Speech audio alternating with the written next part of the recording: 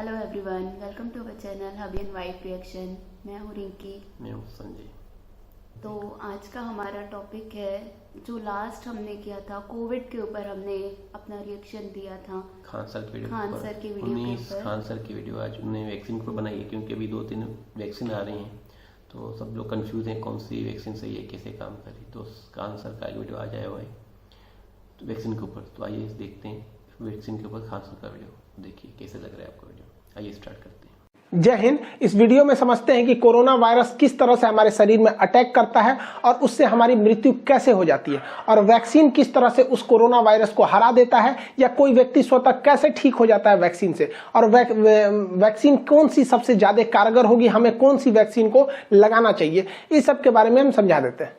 जैसा आप सब जानते हैं कि कोरोना जो है कहीं ना कहीं संपर्क में आने से ही फैलता है किसी इन्फेक्टेड व्यक्ति से, जिसमें सबसे ज्यादा महत्वपूर्ण होता है ये इसका जो ड्रॉपलेट्स होता है। ये सब आपको पता है, इसीलिए थोड़ा सा 1 मीटर दूरी जो कहा जाता है कि कम से कम गैप बना के रखना चाहिए। देखिए, कोरोना जो वायरस है ना, इसके बाहर 2 हिस्से होते हैं। एक इसका जो बाहर इस तरह से निकला हुआ है नुकीला भाग, इसे कहते हैं स्पाइक प्रोटीन। यही सबसे घातक है, स्पाइक प्रोटीन। अगर इसका जो स्पाइक प्रोटीन है, ये बाहर वाला, अगर इसको तोड़ दिया जाए, इसको टकला कर दिया जाए, तो किसी काम का नहीं, फिर कोरोना से कोई नहीं डरेगा, यही भाग जाएगा। और इसके अंदर एक होता है गुच्छा जैसा, ये इसे कहते हैं जेनेटिक मटेरियल।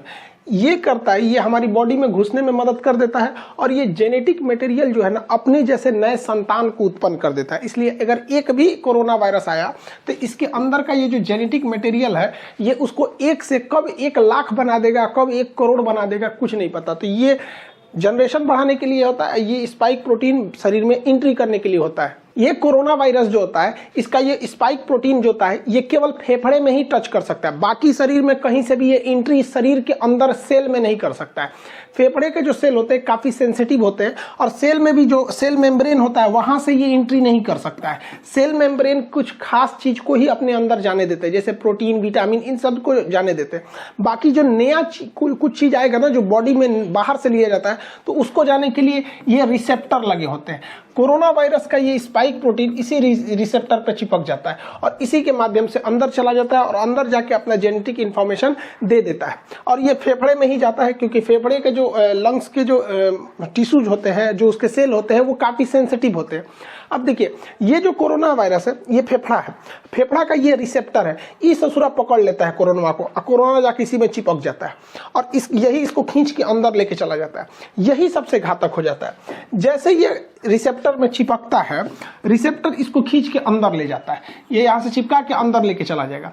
अंदर जाने के बाद इसका जेनेटिक मटेरियल जो है, आरएनए जो है, ये हमारे शरीर के अंदर जाके डीएनए से मैच करने लगता है। हम लोग के फेफड़ा के अंदर चला जाता है, और फेफड़ा के अंदर जाने के बाद जैसे ये इसके रिसेप्टर पे टच हुआ इसका स्पाइक प्रोटीन, और ये इसको लेके अंदर गया, और अंदर जाने के बाद ये क्या करता है, हमारा न्यूक्लियस जो है, हमारे शरीर का जो न्यूक्लियस है, ये बहुत सीधा साधा है।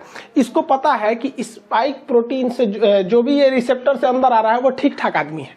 तो इस ससुरा जो कोरोना है, इस सीधे जाके पूछता है न्यूक्लियस से कि फोटोकॉपी मशीन कहाँ है, कहाँ है वो फोटोकॉपी मशीन जिससे नए नए चीजों के बनते हैं। तो हमारे शरीर में फोटोकॉपी मशीन का काम करता है राइबोसोम। ये राइबोसोम धड़ाधड़ फोटोकॉपी करता है, किस चीज का, तो प्रोटीन का। तो हमारे शरीर में धड़ाधड़ प्रोटीन निर्माण करने का काम करता है यही राइबोसोम। अब देखिए, फोटोकॉपी मशीन की एक खराबी है, इस पे कौन सा पेपर रखे हैं, ये उसी का कॉपी करेगा, इसको नहीं पता कि कॉपी क्या हो रहा है। अब ये जो कोरोना वायरस है, इस रिसेप्टर के माध्यम से न्यूक्लियस में आ गया है, न्यूक्लियस इसको बता दिया कि राइबोसोम के पास चले जाओ, वही फोटोकॉपी करता है। अब ये छोटा जो कोरोना वायरस है, ये क्या करेगा, इस फोटोकॉपी के पास जाएगा, और यहाँ जो प्रोटीन वाला पेपर रखा है उसको हटा के अपना जेनेटिक मटेरियल रख देगा जो इसके अंदर है, मतलब अपने खानदान का फोटोकॉपी कराने लगेगा। अब एक कोरोना वायरस अंदर गया था, लेकिन राइबोसोम की मदद से वो अपने हजारों कॉपी अंदर बनाने लगा, और फेफड़ा के अंदर धड़ाधड़ धड़ाधड़ धड़ाधड़ कोरोना वायरस बनने लगे सब। अब हमारा ही बॉडी उसको कोरोना वायरस बना रहा है। सोचिए, हमारा खुद का फेफड़ा, हमारा खुद का राइबोसोम जो कल तक प्रोटीन का फोटोकॉपी करता था, उसके स्कैनर से प्रोटीन हटा के आरएनए, ये कोरोना वाला ने अपना आरएनए रख दिया, उसी का फोटोकॉपी कर रहा है।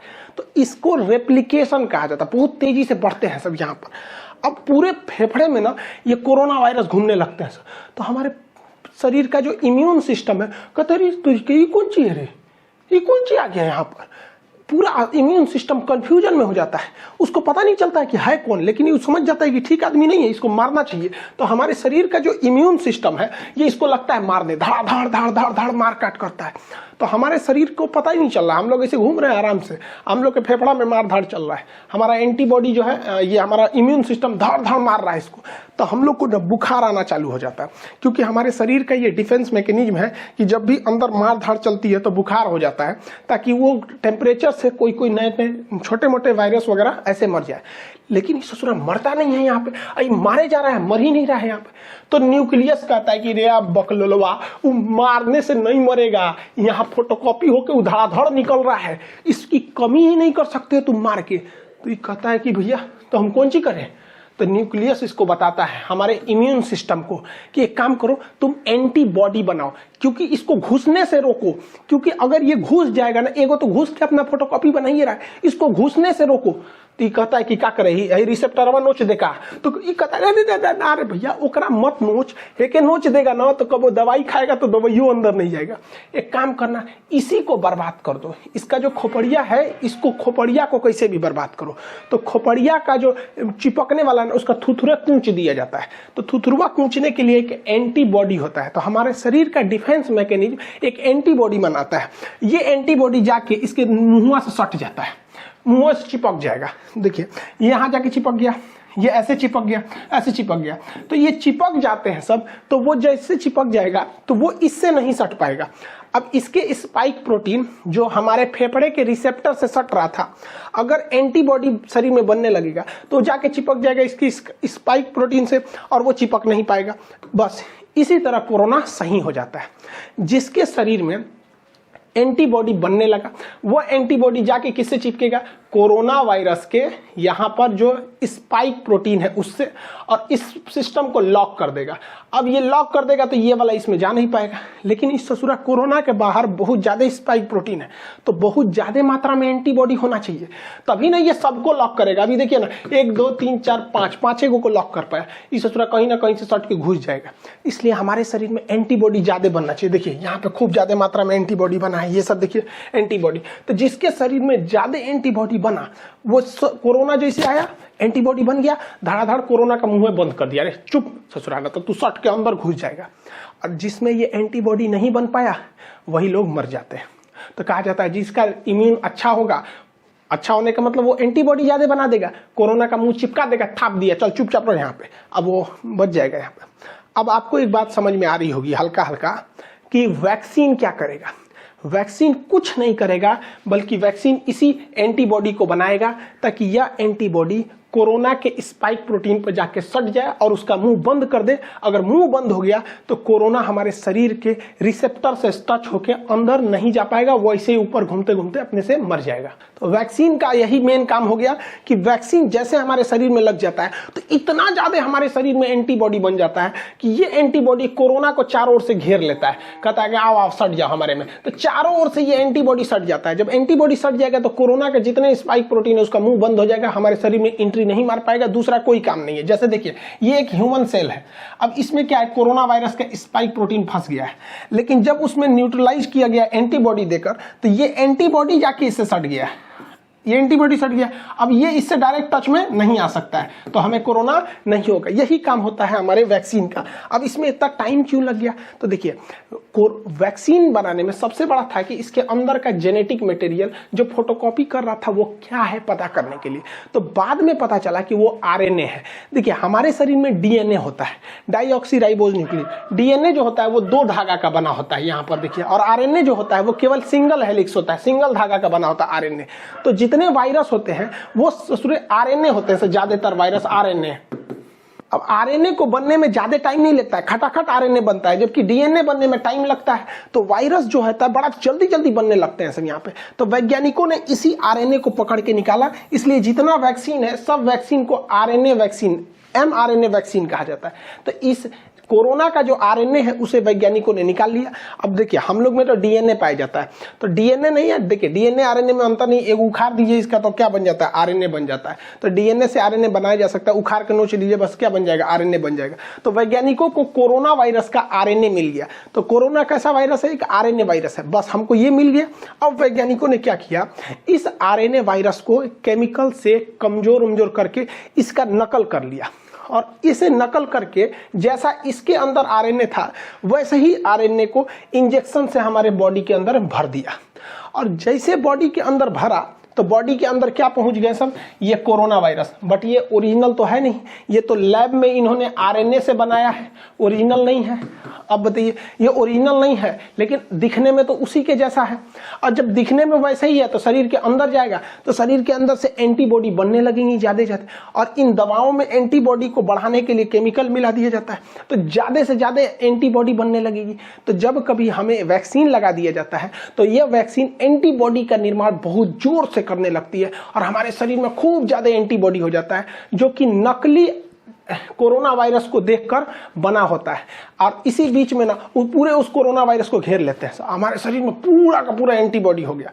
और जब कभी भी ओरिजिनल कोरोना आता है तो हमारे एंटीबॉडी घेर लेते हैं कोरोना का, चाचा आ गए, चाचा आ गए, चाचा को घेर लो, चाचा को घेर लो, पूरा घेर लेते हैं चाचा को, और चाचा का थूथूर चिपका देता है, लो चुपचाप सट गया यहाँ पे, तो सटा लेते हैं सब। अब कोरोना तो कुछ कर नहीं पाएगा क्योंकि वो डायरेक्ट सेल मेम्ब्रेन में नहीं घुस सकता है, क्योंकि सेल मेम्ब्रेन सेमी परमेबल होता है। बायोलॉजी के बैच में पढ़ा दिए थे, सेमी परमेबल का मतलब होता है अर्धपारगम, मतलब किसी खास चीज को जाने देगा और कुछ खास चीज को ही आने देगा। उस खास चीज में कोरोना शामिल नहीं है, इसलिए कोरोना जब भी जाएगा तो रिसेप्टर से जाएगा, और ये एंटीबॉडी जाके कोरोना के स्पाइक प्रोटीन का मुंह चिपका दिया, रिसेप्टर से सटेगा नहीं।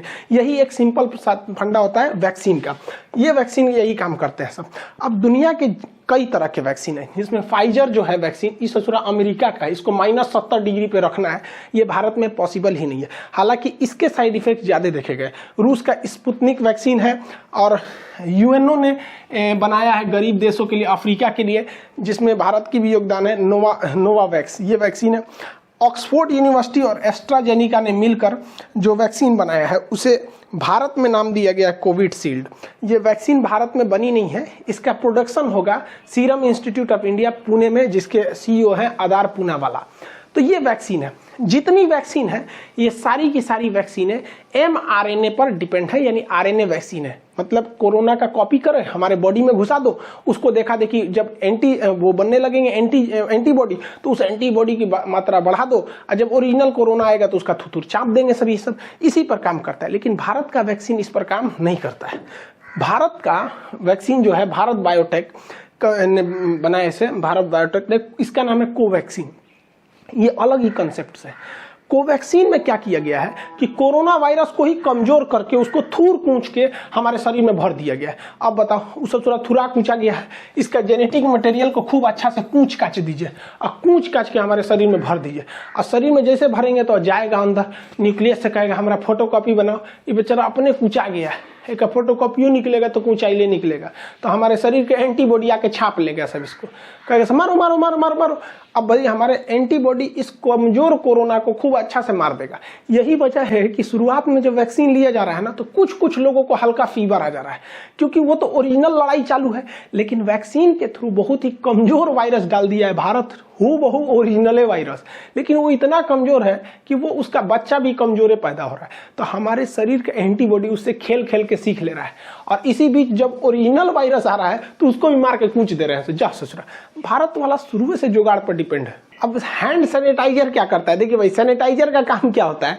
सैनिटाइजर जब हम मारते हैं ना, तो ये कोरोना वायरस का जो बाहरी खोल है ना, जिस खोल के ऊपर ये स्पाइक प्रोटीन है, तो ये जो होता है ये सैनिटाइजर इस स्पाइक प्रोटीन को कुछ नहीं करता है, बल्कि जिसके ऊपर इसका खोल है ना, ये खोपड़िए फाड़ देता है, उसको टकला कर देता है, इस तरह से खोखला करके टकला कर देगा, इसका पूरा का पूरा ऊपर का खोपड़िए झाड़ के टकला हो जाएगा। इस ससुरा सैनिटाइजरवा जो है ना, ये तो वैक्सीनवा का बाप है। वैक्सीनवा तो खाली उसका ठोड़वे बंद कर रहा था, ये मारा पूरा टकले कर देता है उसको, अब उसका पूरा आरएनए बाहर निकल जाता है, तो कोरोना रोने लगता है, ओ माय गॉड मेरा आरएनए चल गया, अब क्या करेंगे यहाँ पे। तो आप कहेंगे कि तो सैनिटाइजर वे काहे नहीं पी लेते हैं लोग। सोचा सैनिटाइजरवा ज्यादा पी लेंगे लोग ना तो फेफड़वा में, तो हम लोग के सोचा रिसेप्टरवा जो है ना फेफड़ा का एकरो नोच देगा, बस दिक्कत हो जाएगा, हम लोग भी मर जाएंगे लोग यहाँ पे। इसलिए सैनिटाइजर जो है वो केवल बाहर के काम में आता है, वो कोरोना वायरस के बाहरी लेयर को फाड़ देता है। दुनिया में बहुत सारे वैक्सीन है, जिसमें एक ये जितने वैक्सीन है ये आरएनए वैक्सीन है सब, जबकि भारत का जो वैक्सीन है भारत बायोटेक द्वारा, ये तो ओरिजिनल वायरस का ही वैक्सीन है। अब इसमें से सबसे अच्छा कौन है, तो देखिए सारे वैक्सीन अच्छे हैं, डिपेंड करता है किसको कहाँ के ट्रायल पर किया गया है, किसी को अमेरिका में, किसी को इंडिया में, सारे के सारे वैक्सीन एक जैसे हैं, कोई खराब नहीं है। जैसे हम आपसे कहते हैं कि कौन सा साबुन नहाने के लिए अच्छा है, तो भैया आप लाइफ बॉय से नहाओ, चाहे डिटॉल से नहाओ, चाहे पियर से नहाओ, कोई फर्क नहीं पड़ता है, नहा के आप वैसे ही निकलेंगे। जैसे हमारे जैसे आप घड़ी साबुन से नहा लीजिए, कोई फर्क नहीं पड़ता। अब जैसे हम लोग हैं, भैंस जैसे हम लोग का चमड़ा है तो उस पर लक्स वगैरह सुनता ही नहीं है, तो घड़ी साबुन ये सब से नहा लीजिए, कोई फर्क नहीं पड़ता, सब एक जैसा है, कोई दिक्कत नहीं आएगा। वैक्सीन जो है वो 60 से 90% तक ही वो कारगर है। लेकिन फायदा क्या होगा, ऐसा नहीं है कि जिसे वैक्सीन लग गया उसे कोरोना नहीं होगा, होगा, उसको भी हो सकता है, बहुत कम चांस है, और अगर होगा भी ना तो वो घर पे ही ठीक हो जाएगा, मरेगा नहीं वो। सबसे बड़ा फायदा यही है वैक्सीन का, उसे दोबारा कोरोना हो जाएगा बट मरेगा नहीं। तो इससे अच्छा क्या चाहिए, बीमारी हो जाए, खांसी सर्दी हो के ठीक हो जाए, मरिए जा रहा है सोचो, इसमें ना दिक्कत हो जाता है, डेथ नहीं होगा। कोरोना वैक्सीन की 2 डोजेज लगाई जाएंगी, एक डोज से दूसरे डोज के बीच में 28 से 42 दिन का गैप रखा जाएगा। एक डोज मान के चलिए आप 1 तारीख को ले लिए, तो फिर 28 से 40 दिन के बीच में कभी भी एक डोज ले लीजिए, ताकि आपके बॉडी में 2 बार कोरोना वायरस को इंजेक्ट कराया जा सके वैक्सीन के माध्यम से, जिससे कि आपकी एंटीबॉडी रेडी हो सके, लड़ने के लिए तैयार रह सके।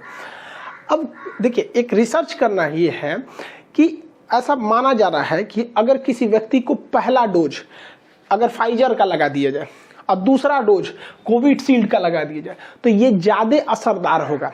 लेकिन अभी क्या हो रहा है कि पहला डोज जिस वैक्सीन का है दूसरा डोज भी उसी का है, लेकिन ऐसा वैज्ञानिकों का कहना है कि अलग अलग डोज दिया जाए। अब चूंकि भारत में 2 ही वैक्सीन है, एक कोविशील्ड है, एक कोवैक्सीन है, तो भारत सरकार को भी इस पर रिसर्च करना चाहिए कि पहला डोज देना चाहिए कोविशील्ड का, दूसरा कोवैक्सीन का ही दे दीजिए, ताकि ज्यादा सुटेबल रहे, दोनों तरह से हम लोग उसमें वायरस से लड़ सके, यहाँ पर एक्सचेंज कर देना चाहिए। अब इसके साइड इफेक्ट को लेकर कुछ डर रहे हैं, देखिए इसका कोई साइड इफेक्ट नहीं है, 99% लोगों को कोई साइड इफेक्ट नहीं है। कुछ लोगों को हो रहा है हल्का बुखार, तो आपको बता ही दिए, क्योंकि जैसे वैक्सीन जाएगा मारधाड़ चालू होगा, हल्का बुखार होगा, पैरासीटामोल खा लीजिए, नॉर्मल 1 रुपया का कम बिफलान या फिर काल्पोल वगैरह कुछ भी खा लीजिए, नॉर्मल सही हो जाएंगे यहाँ पर, इससे ज्यादा कुछ नहीं होगा। थोड़ा बहुत आपको, कुछ लोग को सर दर्द की शिकायत मिली गई है, करोड़ों में 1-2 ठोको। अरे यार, तो जो सर दर्द और बुखार नहीं झेल सकता है ससुरा, तो नहीं तो तू जी कह रहा है ससुरा, ओकरा से डर रहा है, यहाँ पे कोरोना से नहीं डर रहा है, डर रहा है कि वैक्सीन लगाएंगे तो बुखार हो। अब कुछ लोग का इसी में अफवाह उड़ा दिया कि वैक्सीन लगाने से मर जाएगा। भाई देखो, किसी को कोरोना वायरस हो गया है, अब वो आज ही इन्फेक्टेड हुआ है तो उसको लक्षण तो आज नहीं दिखेगा, और आज ही अगर जाके वो वैक्सीन लगा ले और 1 हफ्ता बाद, वैक्सीन तुरंत तो काम नहीं करेगा 1 ही डोज पे, और 1 हफ्ता बाद वो कोरोना से मर जाएगा, तो लोग उसे ये नहीं कहेंगे कि कोरोना से मरा है, लोग अफवाह उड़ा देंगे ससुरा कि वो वैक्सीने से मरा है। ऐसा कोई नहीं है। 1-2 साक्ष्य हैं, तो अब बताओ ना, 8 करोड़ लोग को वैक्सीन लगा है, उसमें 50-60 लोग की डेथ हो गई, तो इससे ज्यादा खतरा तो हम लोग को सड़क पे चलने पे रहता है, वहां एक्सीडेंट की संभावना ज्यादा है। तो वैक्सीन से कोई खतरा नहीं। आप अपने उम्र के दायरे में आइए, वैक्सीन लगाइए। अप्रैल के महीने में जिनका उम्र 45 से ऊपर है उन्हें ही लग रहा है, लेकिन मोदी जी ने इजराइल को मॉडल को देखते हुए, हम एक पिछले वीडियो में बताए थे ब्रिटेन का मॉडल और इजराइल का मॉडल में, मतलब ब्रिटेन में भी वैक्सीनेशन से ही जीता था, तो इजराइल ने क्या किया, अपने पूरे पॉपुलेशन को, केवल बच्चों को छोड़ के सबको वैक्सीन लगा दिया, और वो दुनिया का पहला देश हो गया जो कोरोना मुक्त हो गया है। तो इसी को देखते हुए 1 मई से जिनकी उम्र 18 साल से ज्यादा है वो सब कोरोना की वैक्सीन लगा सकते हैं। हाथ जोड़ते हैं भैया, सब लोग लगवा लो, क्योंकि ये जो नया वैक्सीन वायरस आया है ये नए युवाओं को ज्यादा इफेक्ट कर रहा है। अफवाहों पे मत जाइएगा। कुछ लोग का अफवाह ये है कि सरकार ना क्या कर रही है, गरीबों को मारने के लिए वैक्सीन दे रही है। अरे यार, तू कौन नशा करके रहता है, सब ये सब है नहीं। एक हमसे कह रहा है कि सरकार ये वैक्सीन लगाएंगे तो हमारा किडनी खराब हो जाएगा, कोई कह रहा है नपुंसक हो जाएंगे, कोनो कह रहा है 2 साल बाद मर जाएंगे। अरे यार, ऐसे लोग को पता नहीं कैसे सरकार झेलती है। ऐसे लोग को सचरों को जेल में डाल देना चाहिए, अफवाह फैलाने वालों को। कोई भी वैक्सीन से कोई दिक्कत नहीं होता। मेरे पापा वैक्सीन लगाए, उनको शुगर है, उन्हें कोई प्रॉब्लम नहीं हुआ। मम्मी को इतना लोगों ने डरा दिया था, उनके रिलेटिव लोग, इतना डरा दिए थे कि मम्मी कांप रही थी, ना बाबू हम वैक्सीन नहीं लगवाएंगे। हम कहे चलिए चुपचाप वैक्सीन लगाइए। मम्मी को वैक्सीन लगे हुए आज 10-12 दिन हो गए, कोई दिक्कत नहीं है। अब वो सबको समझाती है, नहीं नहीं लगा लो लगा लो। और जो लोग मेरी मम्मी को डराते थे ना, अब मेरी मम्मी को देख के बाकी सब लोग लगा लिए यहाँ पे। तो आप लोग भी जागरूक होइए। ऐसे लोग जो हैं जो जिंदगी में कुछ नहीं कर सके, वैक्सीन करते हैं, वैक्सीन मत लो। अजीब हाल है ससुरा सब यहाँ पे। एक मौलाना साहब हमसे आगे कह रहे थे कि वैक्सीन सब गलत है यहाँ पे। हम कहा हाँ आप वैक्सीन मत लीजिए, आप सिला जीत लीजिए। आप तो वीडियो अच्छी बनाई गई है, अच्छी नॉलेज पे बनाई गई है। हमको अच्छी लगी वीडियो की, इससे लोगों को नॉलेज मिलेगी कोरोना के बारे में, कोरोना क्या है कैसा है, अच्छी नॉलेज दी गई है। तो बिल्कुल वीडियो शेयर करेंगे सब, जिससे नॉलेज सबको मिले वैक्सीन के बारे में, कोरोना के बारे में। तो प्लीज़ हमारे वीडियो को लाइक शेयर और सब्सक्राइब करना ना भूलें। तो प्लीज़ शेयर कीजिए वीडियो, जितना हो सके जितना शेयर करें। Thank you.